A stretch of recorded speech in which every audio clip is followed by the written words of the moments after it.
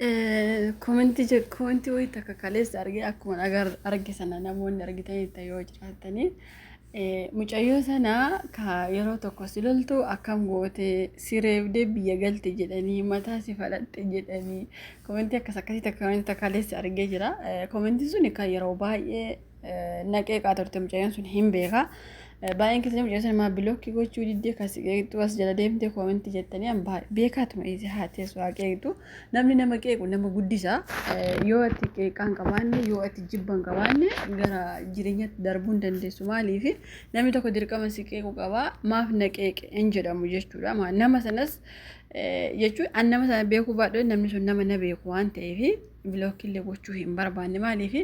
asuma jala teessee waan mufeete haa barreessitu.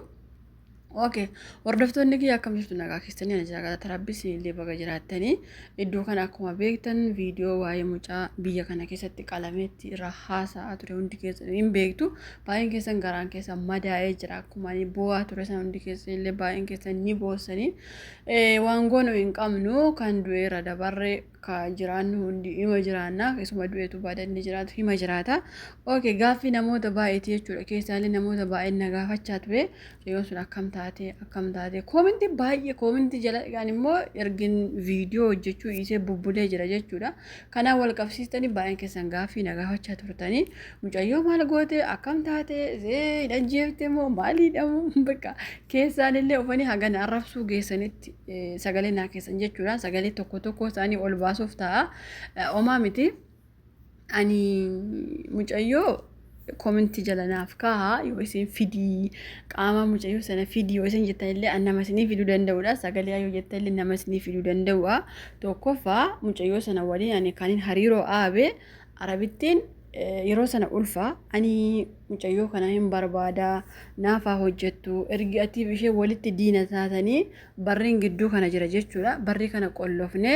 akkasitti ishee fooqirraa hojjettu ati immoo asii hojjedhu jedhanii akkaataa kana arabaa walii gallee hojii hojjetachuu jirti jechuudha. Mucayyoo ofirraallee bilookii godhe jechuudha. Kallattii hundaan bilookii godhe manallee mana tokko keessa hojjennu isheen fooqirraa hojjettu andakaa hojjedhu iyyuu malee akka waliin agarre godhaniiru jechuudha. Garuu torbee darbe keessa maadaamiin ishee uftee mucayyoon kun hin taatu ijoollee koo waa gooti jedhee sodaadhe sitti haa araaramtu isin walitti araaramaati yoo isin waliif taatan yoo isin walitti araaramtan anaafillee mana keessa hojiin gaarii naaf ta'a akkasitti sillee hin shakkaa isheellee hin shakkaa naan jettee jennaan okay jedhee amma yaada kana isiniif qooduu dhufe mucayyoo sana isheenillee uftee ani ifama si gaafachuu barbaada sitti balleessee jira biyyarraa kan na fides ani garuu gorsa akkasiin biyyaatti ufee jireenya kee akkatti balleessuu ufee waan baay'ee jettee jirti jechuudha. Ani garuu sagalee ishee waraabne yeroo sanatti arabatu jira waan ta'eef yoo isin ifama waliif godhaa waliin dalagadhaa isheenillee dalagattu atillee dalagadhu addunyaan gabaabduudha waliin haasa'aa waliin viidiyoo nuuf hojjedhaa yoo isin jettanii mucayyoo sana ifama godhee fi itti deebi'ee waliin illee viidiyoo hojjechuu hin dandeenya jechuudha. Haa ta'uuti isin garuu ani yaada keessan barbaada maaliif ani yeroo baay'ee rakkoon koo maali beektani akka afaaniin iyyuu osoo hin taane namni yoo natti siqe waan barbaade na gochuu danda'a dhugaa rabbi isiniin jedha daddafee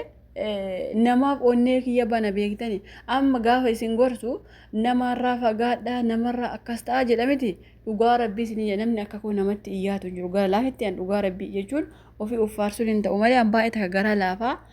mee yoo isin immoo lakkii akkuma isheen amma teessutti teessee yaada dagattu atillee akkuma taa'e yoo jettanillee yaada keessan koomentii jalatti ilaalee viidiyoo jettanis mucayyoo sana fidee dhiifama siifaa gootettanis dhiifama naaf goote akkaataa kanaa mucayyoo sana siniif dhiyeessuu danda'a jechuudha. Haa ta'uuti ka gara arrabaatti jijjiirtanillee keessaa dhuftanii akkuma isa biyya mucayyoo beeku akkuma isa mucayyoon anaaf firan taane akkuma isa mucaan miidharra ga'e waan takka ta'etti ati mucaa sana maal goote ati akkas taanaan biyyatti galtee akkam taata maalii taata sanadha waan baay'ee haasa'uu jirtan. Sinigalee mucaas biyya hin gashine akka isheen biyya galtu sin goone hojjetachuu jirti jechuudha. Immoo akka isin amma jettan kana akka amma isiniin jee kanatti dhiifama waliif godhaa.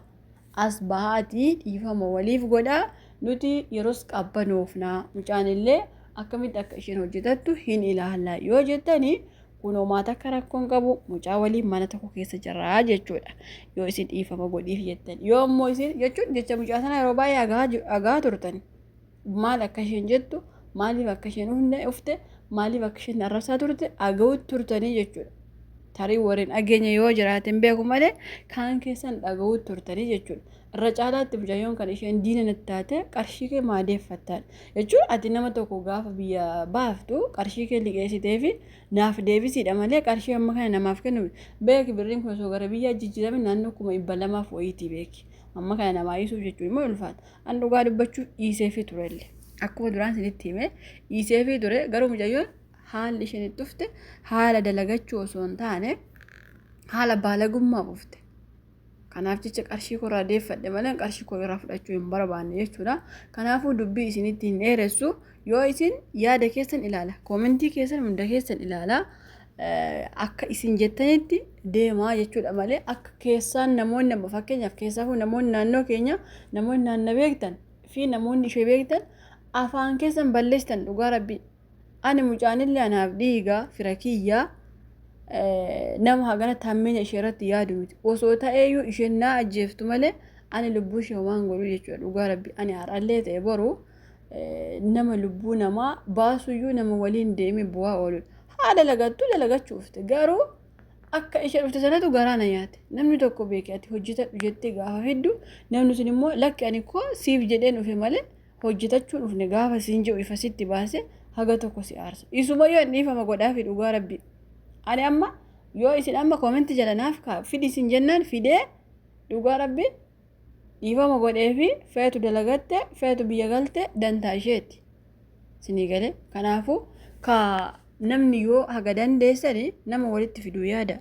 garuu immoo nutu goota nutu cimaadha nutu akkasii keessaafuu warraanaaf ishee beektan ati akkas goonaan ati akkas taanaan ati maalii yoo taana waan baay'ee haasa'u jirtanii beeki akka doorsisaatti yookaas immoo akka lolaatti osoo hin taane namni tokko nama walitti bu'e nama wal lole badiin eessaa akka ka'e mucayyoon sun maal akka isheen jette sagalee guutuun qaba baran sinii galee sagalee ishee guutuu jira maaliif akka isheen asofte sagalee ishee guutuu dhaggeeffachaa turtan jira sagalee ishee guutuu sinii galee. Kanaafuu akkuma garaan uummataa garaan hordoftoonni kiyyaa ciisuuf jecha yaada kana isiniif fide malee andantaatti hin qabu dhugaa rabbi mucayyoon dalagachuu jirti waan ta'eef waliin agarru isayyuu maadaamii isheetu isheellee hin shakkaa sillee hin shakkaa ka isin waliin hin haasofne ka isin akkanatti iyyuu biyya tokko taatanii maatii tokko taatanii afaan tokko dubbachaa akkanatti waliin hin haasofne ani immoo maal jedhee ijoollee koo itti dhiisee mana barumsaa deema amma akkuma beektan manni barumsaa banamee jira namittiin barsiistuudha hin shakkitii jechuudha sinii galee hin shakkiti yoo ishee shakkanillee anallee shakkanii jechuudha maaliif namni ishee fide ana waan ta'eef lamaan keenya walitti shakkan beeki akka nuti wal jibbinee akkas wal goonu miti bar'aramne sii galee Itoophiyaa jedhamuufiyyuu lubbuu keessi baasuu dandeessi araboonni sii galee. Kanaafuu isa firummaa osoo hin taane biyyuma Itoophiyaa jedhamu sanaafiyyuu lubbuu keessi baasti yoo rakkoon tokko jiraate jechuudha. Kanaaf hordoftootaaf kabajamtoota kiyya maal akkasiin jettan maal akka gochuu qabu viidiyoo kana jalatti koomentii keessan ilaalee yaada keessan hundumaa achirratti xumuraa jechuudha.